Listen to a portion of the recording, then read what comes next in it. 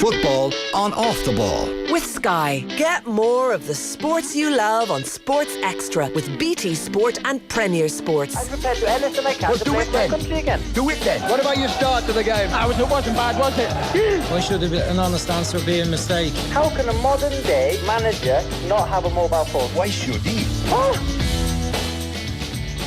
All right, you are welcome along to Thursday's football show. Nathan with you this evening. So we now know it will be Argentina against France, Messi against Mbappe in Sunday's 2022 World Cup final in Qatar. From Doha, delighted to be joined by Kevin Kilbane. Good evening, Kevin. Good evening, Nathan. How are you keeping? I'm all right. We don't hear from you for years. We can't get rid of you now. Every time I turn on the radio, you're there.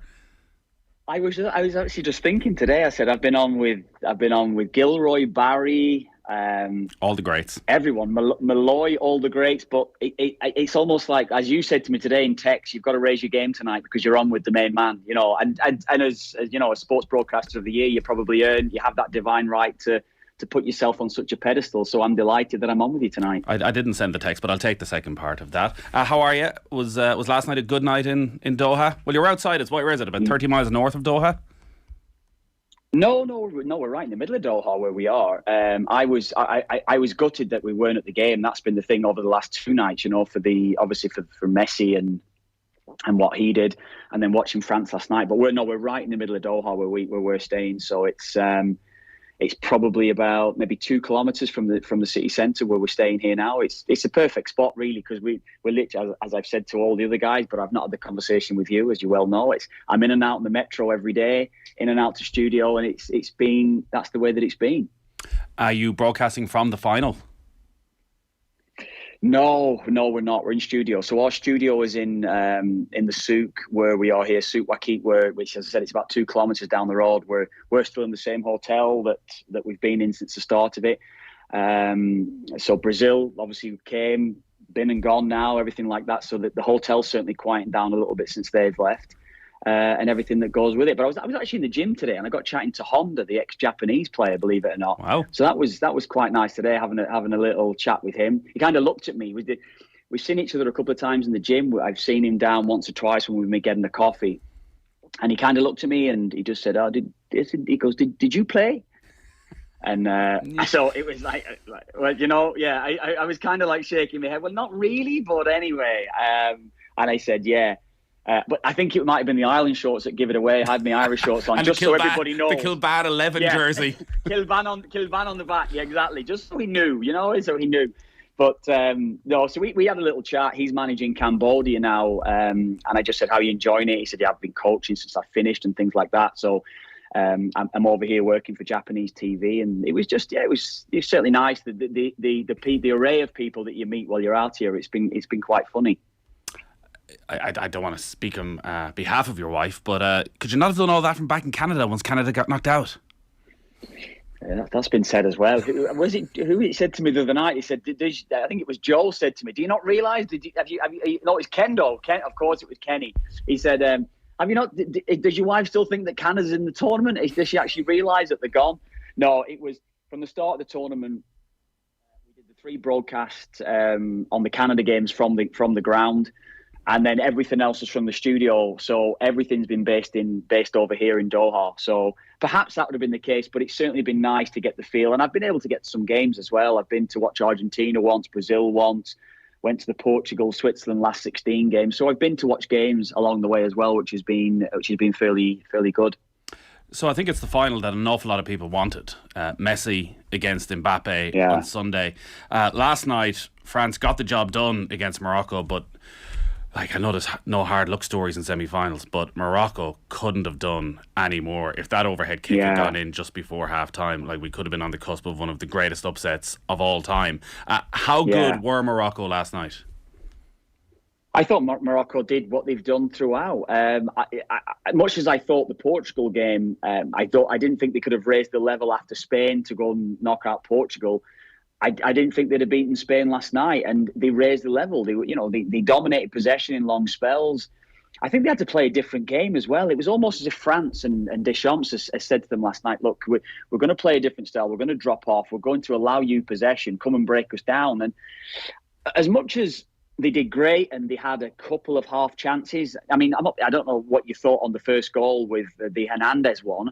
I just think as soon as the ball bounces in the penalty area, Bono, the goalkeeper, he's got to come out and just put a punch on it or something. With him standing off, he allowed Hernandez to take the strike, and that obviously killed them, because they're a team that has to get the first goal to stay in matches, or at least keep it at 0-0.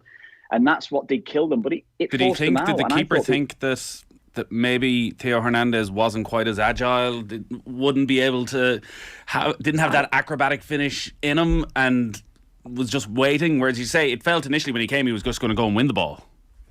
Yeah, I doubt he's thinking that in that moment. I just think maybe he was just too hesitant and maybe not convincing enough with his movement. I just think, I mean, I thought actually as the chance came in, once Mbappe took the strike on, which probably could have been handball, I think, if you noticed from the initial strike from Mbappe. But once that strike came in and it kind of looped up back into the air, I'm thinking Hernandez has to take the strike on, almost try and stretch for it, because if it bounces, the chance is going to go. And as soon as it bounced, I thought, that's it, the chance has gone. Come and punch it, just come through him. And I mean, that may have been in his head, Nathan. Who knows what was in his head? But I just thought, in that moment, I think you just come and take the guy out. The goalkeeper is not going to really get pulled up on a foul, is he? If he goes and commits to the ball, and he didn't do that. So in hesitating, in waiting for Hernandez then to take the strike, I think that in that moment it was almost lost, and that.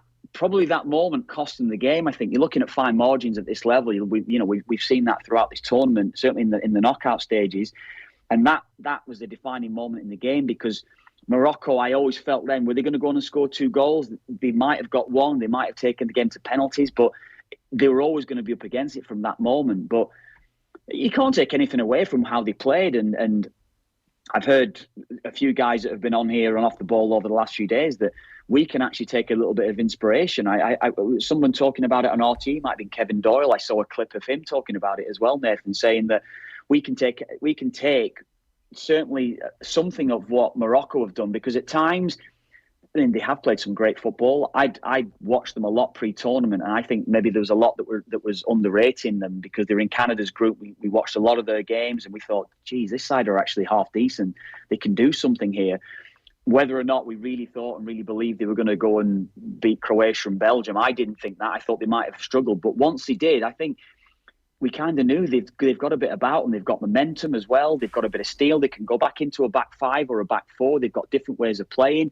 But they can also play front foot football as well, as they've shown throughout. So it was no real surprise. It was a surprise they got to a semi, of course it was, but it was no real surprise they got out of the group initially.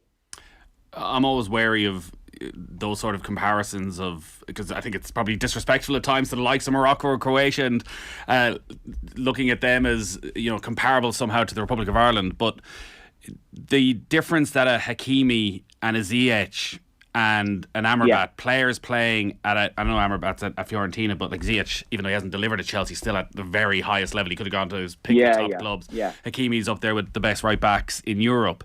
Is it just the case that one or two players getting to another level lift everybody around them, or do you look actually deeper into that squad in Morocco, and actually maybe we just haven't fully appreciated the talent of a lot of those players? No, I think there's probably a bit of both. What you're saying there, we absolutely don't appreciate the talent that's within that group. And I know Amrabat and Unahi and players like this that will, of course, went under the radar prior to this World Cup. We all knew of Ziyech, we all knew of Hakimi. Even at the back, Aguerd and Saiss. You obviously covered a lot of the Premier League. I was actually really surprised that Wolves let him go, but it was because of Nathan Collins, probably why they let him go last summer, wasn't it? Nathan Collins comes in at a big transfer. Who's going to make way? And he ended up going off to Besiktas. So it was surprising, really, that you would have thought that he could have stayed around another couple of years there. But regardless of that, and maybe to the first point that you're making, that we probably do need a couple of players to just take us to the next level, that are going to play at the seriously high level. That's something we've been lacking for quite a while now.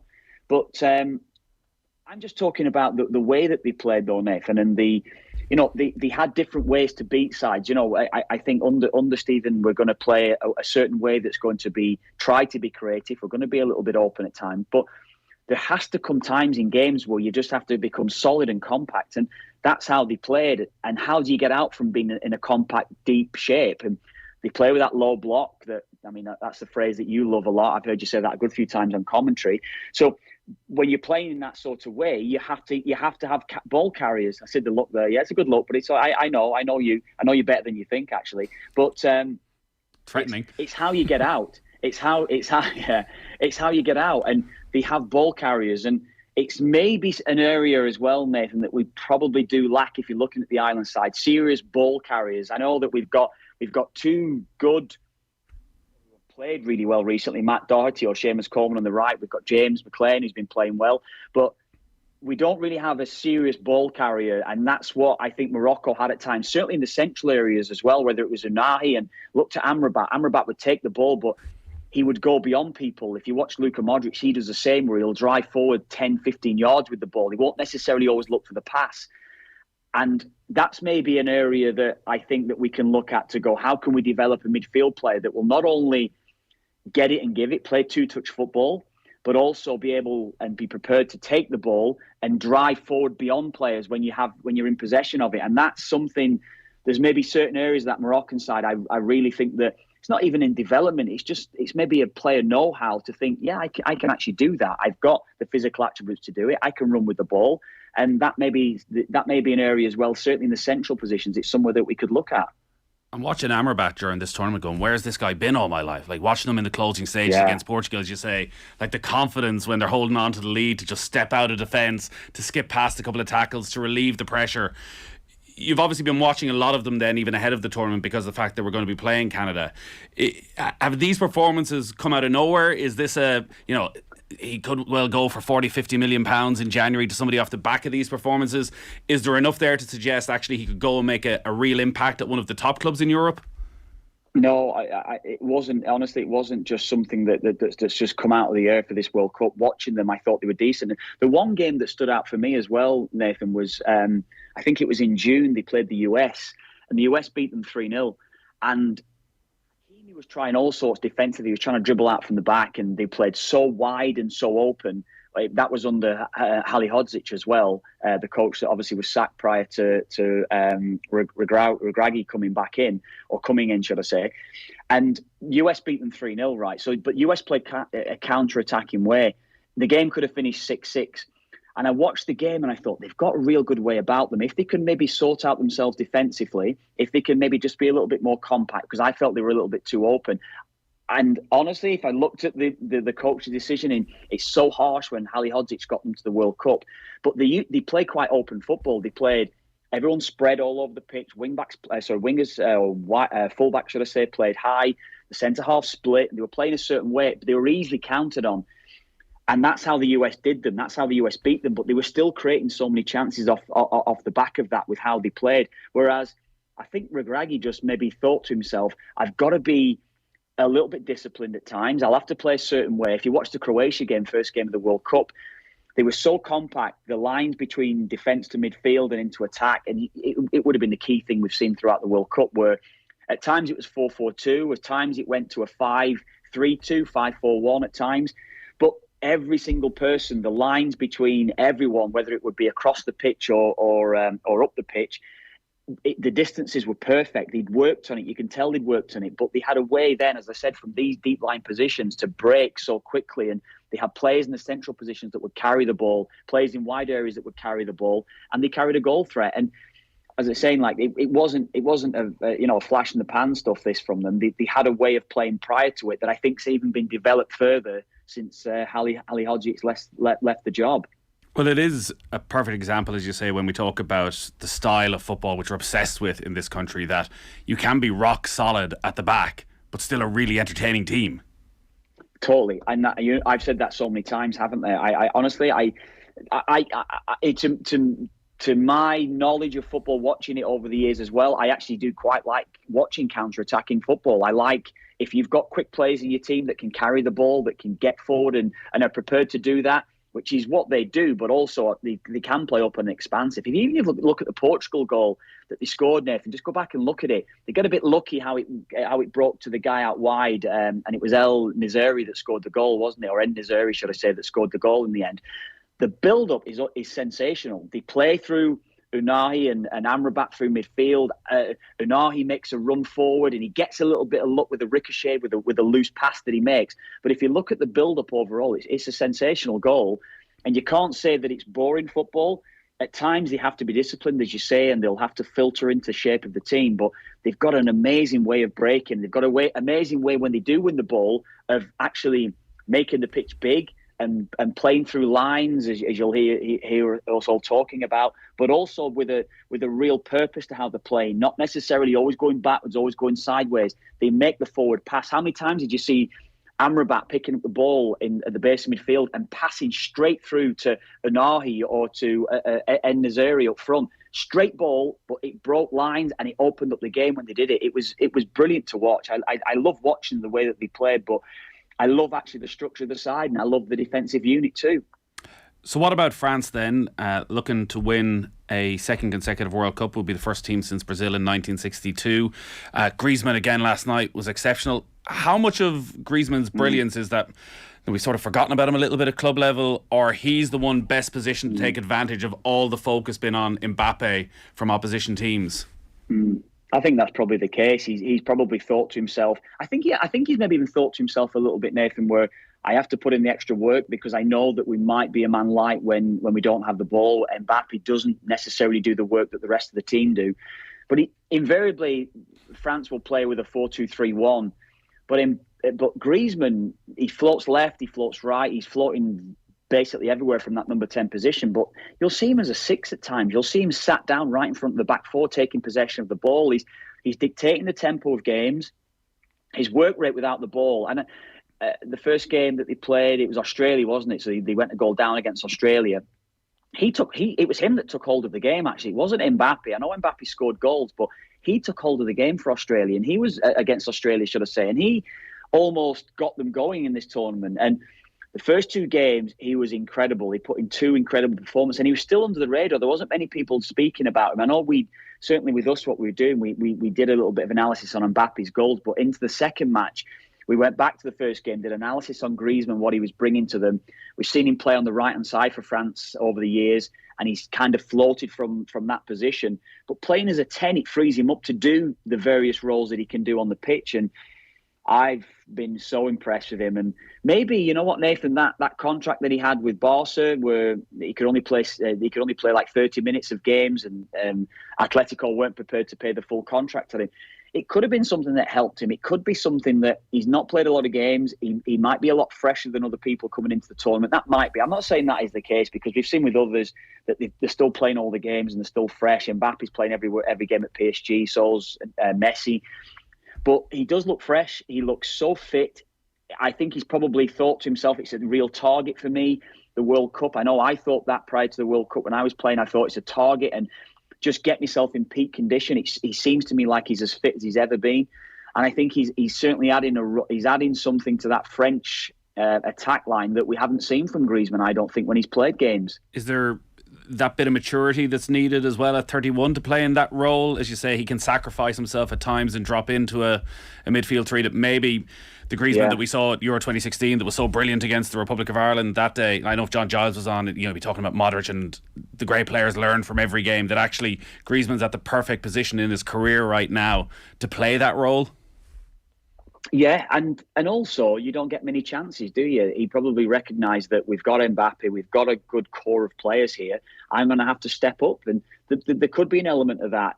Certainly, as you say, at the age that he's at, he's not got many more tournaments ahead of him. And sometimes the reality, it's almost like a panic. Look, you hit 30 in your career, and I've only got 4 or 5 years left at best. I might be able to play beyond it, but I'm not going to be playing at this level, certainly beyond it. So physically, he's got himself, as I said, in peak condition. He's got himself absolutely right in terms of that. His quality, at times, I don't know whether you agree with it, but I think there has been times that his quality's maybe found wanting. Certainly when I've watched him playing for France, there's been unbelievable games that he's had. You mentioned the game at 2016 against Ireland, and I was at that game myself, and I thought he was brilliant in the match. But there's been times when he's just let himself down, whereas even if he's not necessarily making those key passes. Look at the first goal last night, the run that he made. If you analyse it, maybe in the tactical cam, it's great because the ball gets shifted from the right wing. He makes a run initially to try and get the pass, doesn't get the pass. The ball gets shifted from right to left, right across the field. He's making one or two runs. The ball then starts coming back across the field, and he's made a run in behind, comes back on side. He gets the ball that's played in behind the Moroccan defence, and it's unbelievable movement. It's constant movement, constant checking your shoulders to see the space that I can find.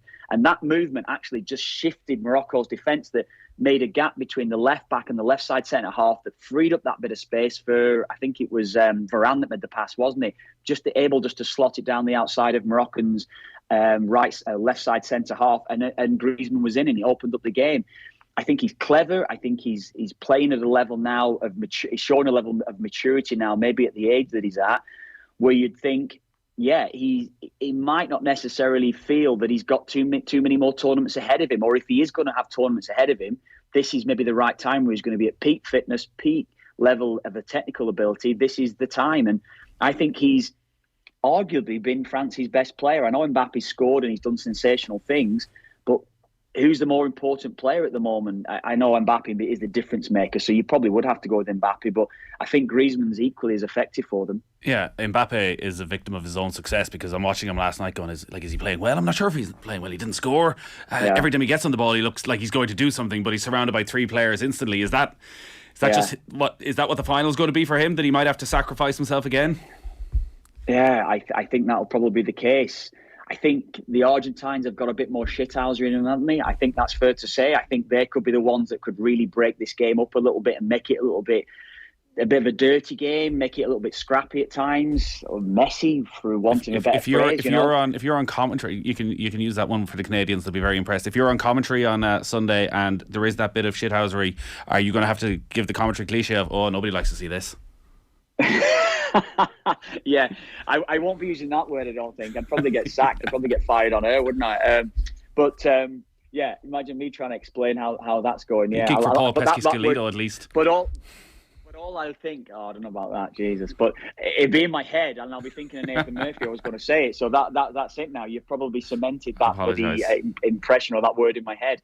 But I think it's.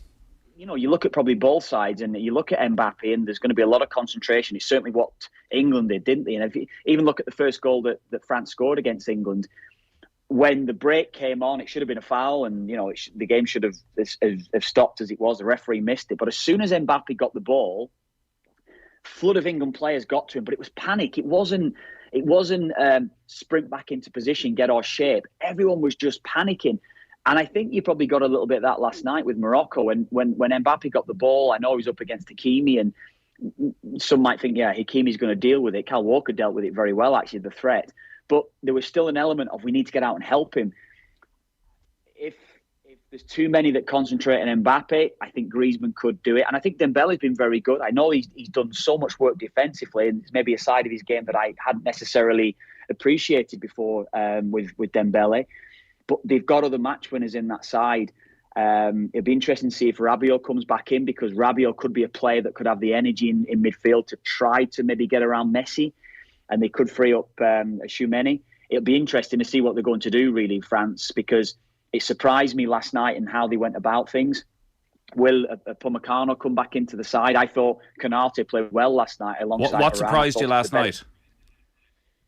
No, it surprised me because Upamecano was on the bench. So I know he'd been ill, but Rabiot had been ill too, and he left Rabiot out totally. So so you could clearly see Rabiot wasn't right to play, but Upamecano had declared himself fit. He played every game, and watching him against Harry Kane, I was like, this guy's way out of his depth here. He plays for Bayern Munich, but Harry Kane just had him on toast all the time. And well, he was in that Harry Maguire position as well a little bit, wasn't he? In that the opposition, England were more than happy when France were trying to play out of the back. It was, no, we're not going to let Varane have it.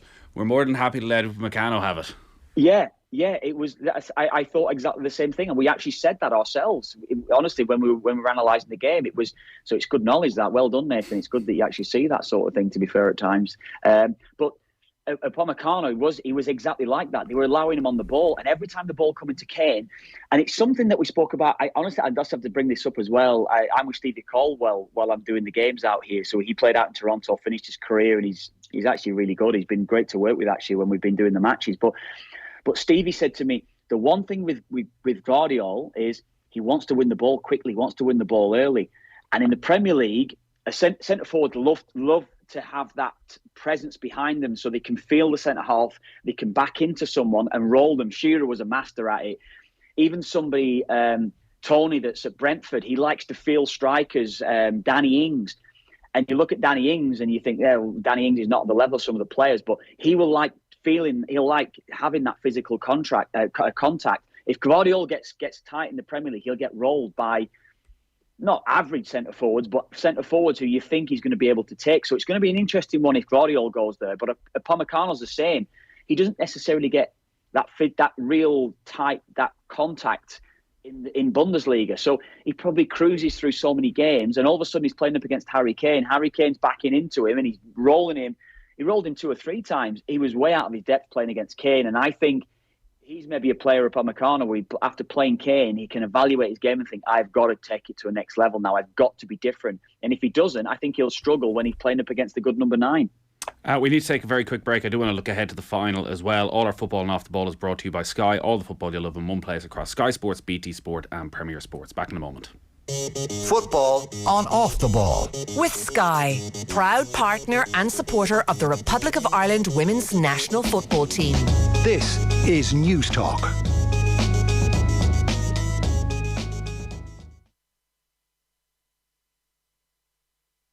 Football on Off the Ball. With Sky, get more of the sports you love on Sports Extra with BT Sport and Premier Sports. This is News Talk. Welcome back to Thursday's football show. Nathan with you this evening. Kevin Kilbane is with us live from Qatar. So 3 o'clock kickoff Irish time for Argentina against France in the World Cup final on Sunday. We were just talking about Upamecano there, the French defender, and it'll be fascinating to see whether he comes back in or whether they stick with Konate. And you were talking about the struggles he had with Harry Kane, just been able to spin off him. Julian Alvarez, so much attention is going to be on Messi, but Alvarez emergence, and it looked as though Lautaro Martinez was going to be the main man. Totally misfiring the first couple of matches, and Alvarez comes in. Is he the sort of striker, is he Harry Kane-esque, that could cause Upamecano problems?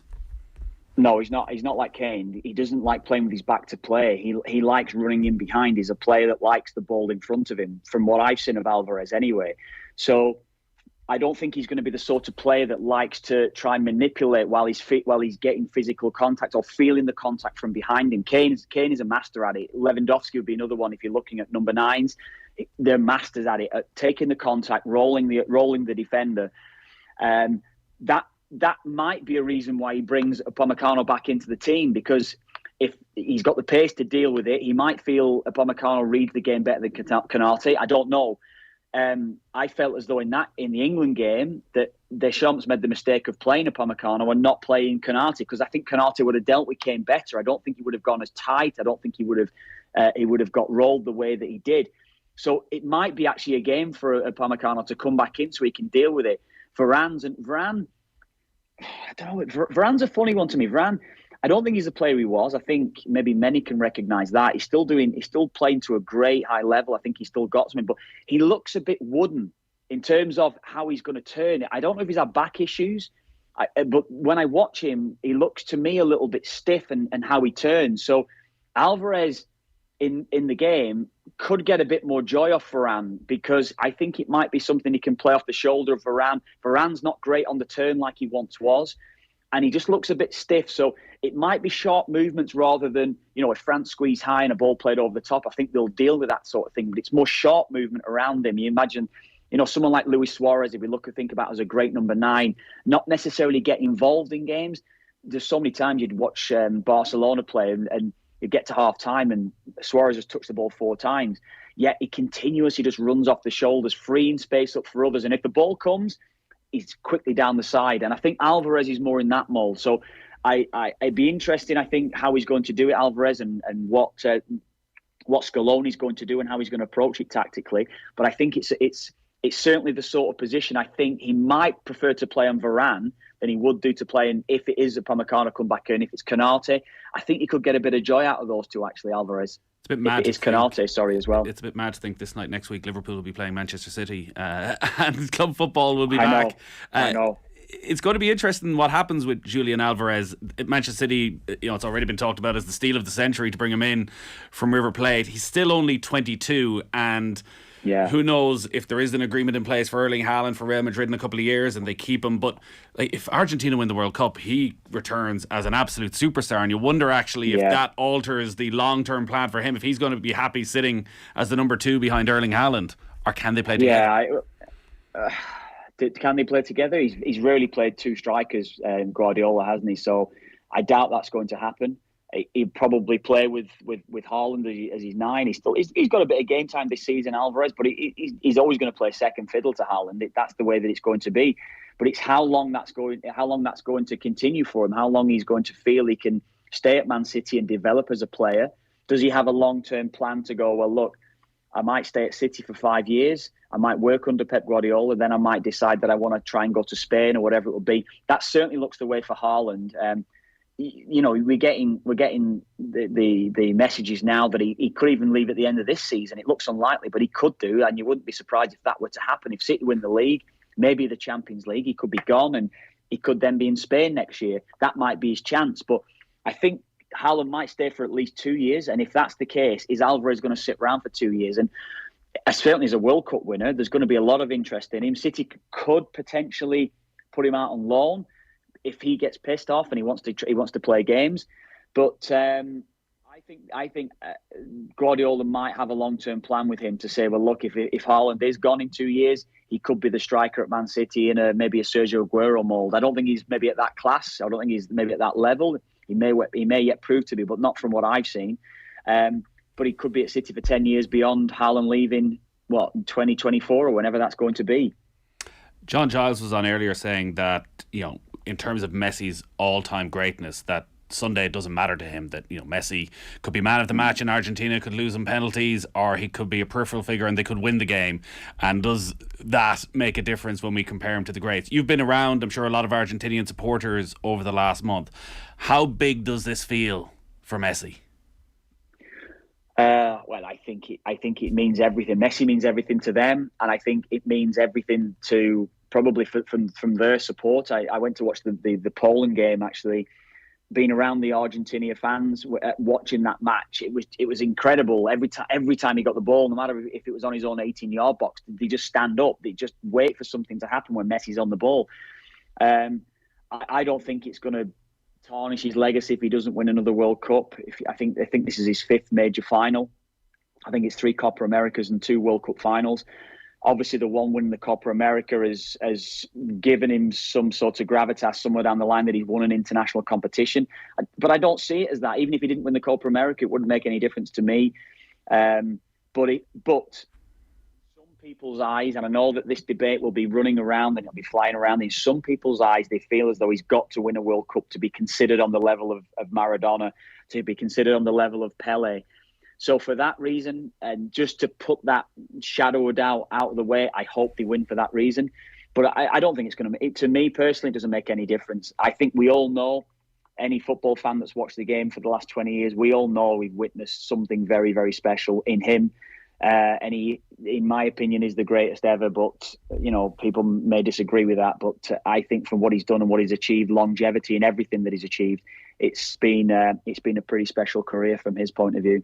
What do you think Deschamps will do around Messi?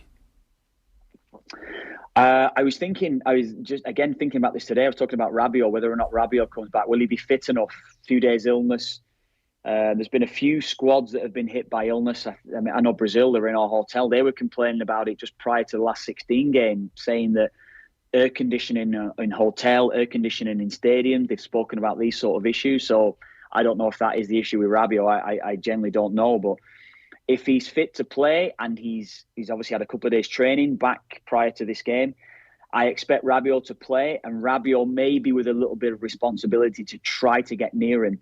And this has been the problem. We've looked at it throughout the tournament. I think what Saudi Arabia did in that game, they got a bit of luck. Did they have 2 shots or 3 shots on goal and scored 2 goals, whatever it was? But what they did, they just condensed as a team. They just kept the gap so small between the defence, midfield and attack that when Messi got it, there was 2 or 3 players that were able to lock onto him and stop him as soon as he got the ball.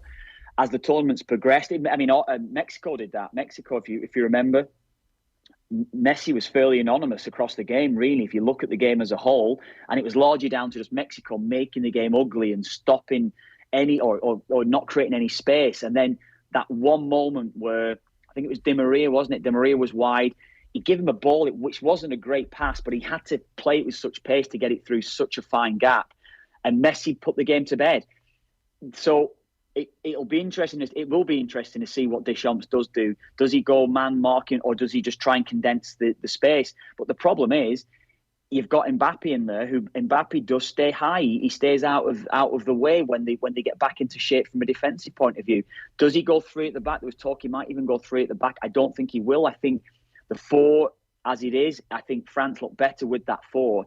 But they've also got Griezmann as well as Tchouaméni. So Griezmann is a sort of player that will work back into shape. He will continuously work back to make the 3. You touched on it before, because that's what he does. So it might just be bodies rather than having someone with that specific responsibility to go and take him. I think that's probably the best plan, because I think France have got too much about them in attacking areas, and I think that's where they could hurt Argentina when they win the ball back quickly and they can break, and I think they can get out and perhaps create overloads elsewhere if the concentration is too much on Messi. And do Argentina want the ball? Because France will be more than happy, as you say, to let them have it and to try and win it back high up the pitch, and we know how devastating they are on the counter-attack. Will Argentina gratefully receive the 60% possession that they can have, or actually will they prefer...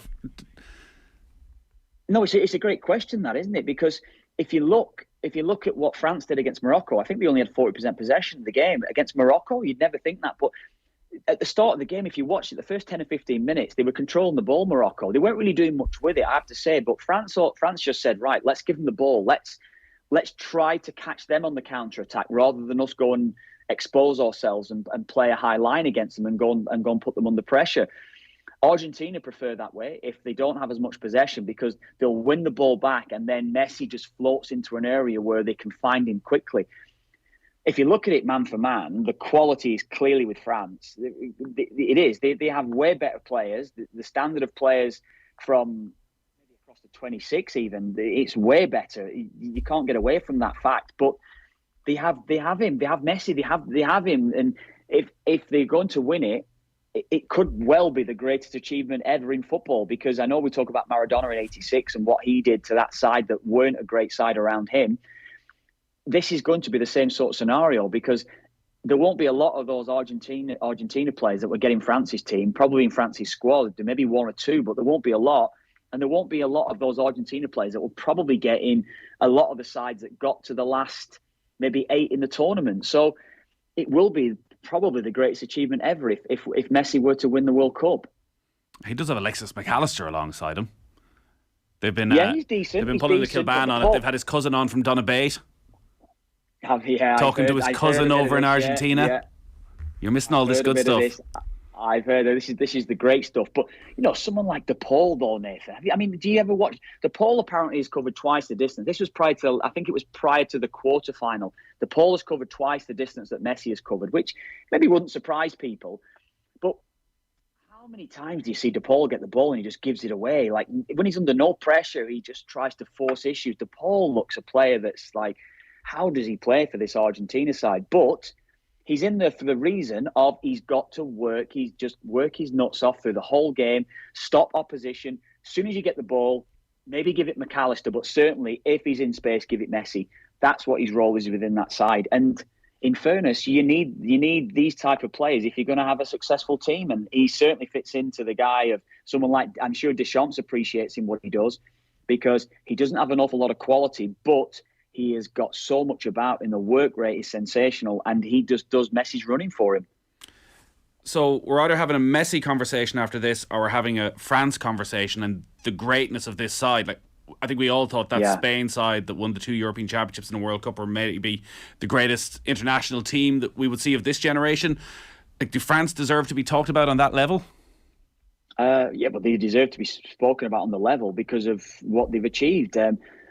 Was I hearing today? Look, after they obviously won 98, they got to a final in 06. They won 18, and they were obviously in a final again. What France has done over the last 20 years or so. It's been incredible. 15 years or whatever it is, or 25 years. Sorry, what is? I'm getting my maths wrong there. But it's unbelievable what they've done. It is, because you look and you think what they've achieved and the level of progression from French football. I have to say it's just unbelievable the way that they've gone about things. But off the back of it, it will, of course, if Messi wins, it'll be all about Messi. I think we know that. But Mbappe, you said before, you sometimes watch Mbappe in games, but you think the same of Messi. Like Mbappe in the last 20 minutes of the game when he came alive against Morocco, you were just wanting him to get the ball. He went as a 9 and it kind of freed him up, didn't it? Is it a weakness to his game? I don't know, but maybe he's back to goal. That could be a weakness you could label. I mean, is he great at holding the ball up and bringing others into game? Because he's so sensational at running behind it, taking the ball, stopping it, running at others from deeper positions. I think he wants to play off when he plays as a 9. He wants to come off defenders. So that might be, if I'm being hypercritical, his only weakness to his game, where he might not be great at taking the ball in when he's under pressure. But aside of that, is it a temptation again for what they did in that last 20 minutes for Deschamps to put Mbappe as a 9 and bring Thuram into the match like he did, that can help out defensively, maybe give him that extra body? I don't know. I don't think he's going to do it. You'd think he has to start Giroud and keep Mbappe on that left-hand side. But there's so many things that we'll look at maybe over the next 48, 72 hours, and there'll be so many different things that will come out from the camps. Is he going to start? We're hearing he's going to start. But ultimately, there won't be too many changes. I can't see either coach having or being able to make too many changes. They're going to have to stick with what they have. I mean, there's talk today of Benzema coming back into the squad, which will be incredible in itself. But if that were to happen, he definitely wouldn't start the game, would he? It'll just be, let's see what he can do if he was off the bench. But it looks unlikely from what I was reading. He's just coming to collect his medal, isn't he? Yeah, I think that's the way it is. It looked that way, yeah. But obviously, when you hear Benzema's going to come back into the fold in some capacity, the automatic suggestion is he's going to be back on the bench. But as I said, it looks unlikely he's going to get any game time. Are you going to call it for us, Kev? What do we all want, Nathan? Let's be honest. What do we all want? Messi to win this, don't we? We want Messi to win it. We want him to just to put any doubt in anyone's mind and shut anyone up that thinks, this will tarnish his legacy if he doesn't win a World Cup. I really, really want Argentina to win the game. But I don't know if it's going to happen. I don't know. I just think France, I kind of tipped them up earlier on in the tournament, and I saw the way that they were playing and seeing the level that Mbappe hits at times. I don't know if they've got enough to stop him and Griezmann and Dembele and others as well within that side. So it's going to kill me. I genuinely hope Argentina win it, but I think France have got too much for them. You're obviously our top pundit, Kev. Emma Byrne is up there close to you. I think she's more caps, though. Maybe slightly more caps. I know. Emma's in Qatar as well. Emma's in Qatar as well. And she's playing football. Why weren't you involved in the Legends game? She's playing with Nuno Gomez, Wesley Sneijder, Hristo Stoichkov, Andrei Shevchenko, Deco, Peter Schmeichel, Dario Simic, Slavomir Boban, Clarence Seedorf, and Luis Figo. Why aren't you out there? Great names. I'm not gonna pour water on your fire there, Nathan. But I actually got asked to play in the game as well. We did as a team here, all the TSN crew. They invited players that were part of crews to go and play in it. But it was revised when they realised the amount of players that they had out playing over here. So what they said was that only one player from the team can come and play in it. So that we had to pick one. And I went, I'm not playing. F them. I'm not going to go and play for FIFA. There's no chance. So Stevie and Julian de Guzman, who's a Canadian international as well, we just said, no, we're not going to play. So we refused to play in it. All right. Fair enough, Kev. Yeah. Listen, we wouldn't have had you here with us today. Yeah. Well, you were trying to mock me though. You were just trying to mock me. I was wondering. No, listen, you've taken a stand. And why shouldn't Emma Byrne play in it as well? I'm not saying Emma shouldn't be playing in it. I'm just saying it's not a bad old team. You would have fit right in. You were just trying to use it against me. When I said to you before, when I was talking to Honda, look, when he asked me the question, did I play? I could see your face going, "Oh, did he really play? Did he?" Anyway, but over 100 caps, Kev. We'll always respect that. Yeah. Yeah. It doesn't. You don't give me any respect, Nathan. I have to say that, honest to God. Lots of respect.